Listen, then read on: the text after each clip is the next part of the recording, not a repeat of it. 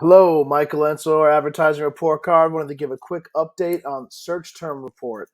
So, the way that this works is it's a part of our system that we run, and what we're looking for is the search terms to match up with keywords.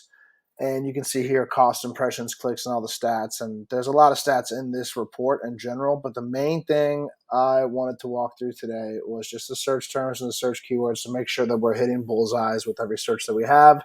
If not, where in the spectrum of your service ladder do these services exist? Are they priority? Should we be showing up first? What kind of bidding should we be doing on these and things of that nature? So let's hop right in. So first of all, one thing I wanted to mention is container moving company. Showed up for the term moving company. Containers, what can that mean? Well, first of all, before we start thinking what's a container moving company, part of our process is to go into Google and take a look ourselves. What we can see is what people are bidding on. So it looks like container has something to do with cross country because that's the first thing that came up. Long distance and portable containers, pods, which is a competitor, but also a different type of service in general. We are not a multi-state mover. We are doing Florida moves only. Florida's a big state. Lots of hours on the road that you can drive, but we're not moving out of Florida. So the first thing I'm thinking here is if we're going to keep container, have it be in-state container. The only thing else is if we're doing shipping or not. Next thing is handyman to move furniture. What's interesting about this is that it's geared towards these TaskRabbit based companies that are trying to do those one-off services. You're going to have a new thing coming into play here, which is price shopping. This isn't something that had always happened with Angie's List. For instance, you could request services, but now they actually have app-based situations where they're calculating quotes for you to accept immediately. So not exactly sure how much it will cost to bid on this specific keyword all the time. If we wanted to take a quick look performance-wise, we showed up at the very top when someone searched for this, the absolute top position, number one. Didn't pay anything for it, didn't get a click, so not a big deal, but still, handyman. How do we want to do one-off jobs? Are those jobs worth sending your guys out there? Do you have guys that are just hanging out in the wing waiting to pick up jobs? Or do you have contractors that you can call up within 24 hours and say, hey, I have a job. I need you to go help this lady move her chair. So that's the thing that we would want to discuss on that. As far as mobile home movers, this is a term that's starting to pop up more and more and more. Wanted to get ahead of it. Do we do any type of mobile home moving? We're going to see more and more of these keywords come in. How often and do you do mobile home related moving? Is it a big part of your revenue? Is there a good margin there? If you're not doing a lot of mobile home moving, but the type of mobile home moving that comes up is good margin, why is that? And is it something that we would want to go after?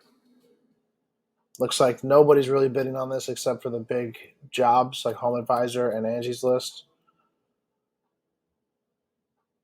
First three results, somebody's tanking on reviews would be easy to overcome in this category. Doesn't seem.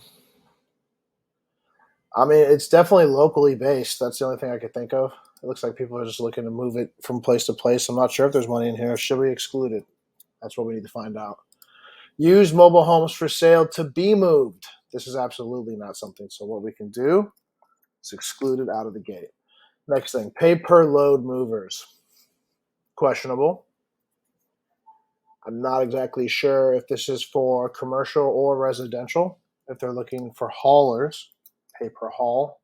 Pay per load seems a little weird for a residential request. What we see here is it looks like it's a direct match competitor in Sarasota, Florida. I'm not exactly sure if we want to exclude from there because we're only targeting the East Coast. But you can see here that it does have a synonymous name for the brand that show up first. So what we're going to do is switch this to competitor. So there's different labels and classifications of each individual keyword. How this works, search term is the semantic, the thought process behind the person doing the search. The search keyword is our hook. What we're doing to show people ads based off of what they're searching. And this whole process is about plugging in the variation. So next time it comes down the road, we are a one-to-one match. It's a whole point of the search term report, STR. So next, shed movers. Are we doing shed moving? I'm not unsure if this is like same property or not, but you can also have items inside of a shed. This is again me thinking out loud. What is the best thing to do? Search it out. So the first thing that comes to mind is it is a branded term with .co. There is no .com. Looks like a lot of people are really going after this shed moving keyword. A lot of shed movers, original shed movers of Florida. Seems to be a highly targeted market. Are we moving sheds or not? We need to find out. And then shipping movers. So this is a big thing too. Are you doing shipping with the service, with moving and storage and packing and handling? There's also the component of shipping. Shipping is usually synonymous with long haul. So are we doing shipping? That's another thing too. Do we want to eliminate the word ship and shipping entirely? Might be worth it. How many times do we see the word ship in the keywords right now? Only 3 times total out of all of these keywords. So it's not something we're targeting right now. 360 searches total. Shipping, is it a priority or not? Do we want to show at all for it? Small move shipping companies, again, this is actually pretty weird. The reason being is that it's small move, which does qualify for what we're looking for because we're doing local and small moves. I guess the word small move would want to be qualified first. Do we want to show up for small moves? I would say it's like hyper local, so that's definitely good, especially for the close by moves. But then thereafter, the shipping component. Are we doing shipping? Are we offering a shipping service? When you're going and packing and they don't even want to deal with taking the packaged stuff and shipping it, are you shipping? That's really the question. And then Vero Beach, last but not least, I know that's a little far north. Our farthest north for this should be Port St. Lucie, Fort Pierce area, South Fort Pierce area, by the water in those areas that have some decent properties. Do we want to go up to Vero? I know that you had said you'll go all the way to Miami. I know Vero's closer than Miami, I think. I'm not sure. Let me know on this. We can always eliminate Vero entirely from being searched, even if it's inside of our targeted area. The only reason why we show for Vero in this, even though we're not targeting the region with the geo, is because inside the area that we are targeting, which the farthest north is Port St. Lucie, somebody searched for Vero Beach moving, which you will see regional searches come through in here from outside our region. It's because people inside our targeted region are searching for areas outside of it, like Vero. Another cool thing I wanted to show here is competitors. These are not all unique searches in general. A lot of these are actually for the same company, just searched differently, like Alliance. Search 3 different times. American, search 3 different times. And then you also see a lot of different variations. In this industry, there's a lot of competition, a lot of little small places. Looks like Elite has 5 variations. Empire has 5. So you can also get an idea of your competition's popularity because this is how people are finding them. This is what's triggering. As you can see here on the right, some of these competitive searches did trigger clicks.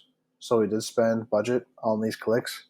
Now you can steal, as an example, John Bonnie Movers reviews. If you were to target that and show us on top of them with 5-star reviews and talk about how highly reviewed we are, we can steal that business because this person isn't just looking at John Bonnie. They're looking to see if this is someone they actually want to work with. As you can see here as well, Johnson Storage and Moving reviews. And the cool thing about this too is that it's a highly competitive industry, plus some bad things can happen. Things can get stolen out of storage. Things can get damaged while moving. 1-star reviews can happen in this industry. It's very, very likely. You're dealing with people's personal belongings. So if somebody's searching reviews and those reviews for them aren't good, that's an easy win because you can swoop up that traffic by just not being the person with the worst reviews. Keep that in mind. Keep it going down. Quotes. That's one thing we can target as well on the competitive side. Just going after the competitor's name themselves is not always the best. Reason being is that person might already be working with them. They might have already worked with them. They might know them. They might just be looking for a phone number. But people who are looking for things like this, they don't have that exact loyalty to those brands. So you got reviews, you got quotes, ratings, things of that nature. But then you got like Kelly Moving Company. It's like showing out an ad for them and getting that traffic. They might accidentally think they're talking to Kelly Moving Company. Still an opportunity to steal that lead if this person fills out a form thinking it's Kelly Moving Company and you call them and then you immediately start offering them service because the salespeople are trained to take leads and process them regardless of what the block is. They have the right objection overcoming strategy, then I think that you can go after that traffic. But when we do the competitor campaign, that's what we'll be starting with. One thing I wanted to also point out on the competitor side is just for this run, search-wise, for all the competitors that we'll be adding to the negative list, 163. So for your competitors, which is kind of interesting on the search side, we showed your ads 175 times. So when people are looking for your competitors, we showed up 175 times. So if anyone ever asks if Google Ads is competitive or not, there's your answer. Last but not least, things that we're going to be excluding, things that I saw that might not be relevant, like cross-country things that we're showing for, making sure that we don't spend any money on these types of things is really important. And then also focus, things to focus on as well. So this is the search term report. Main thing, feedback-wise, is just always trying to figure out, the things that aren't exactly clear. It's like, should we or should we not?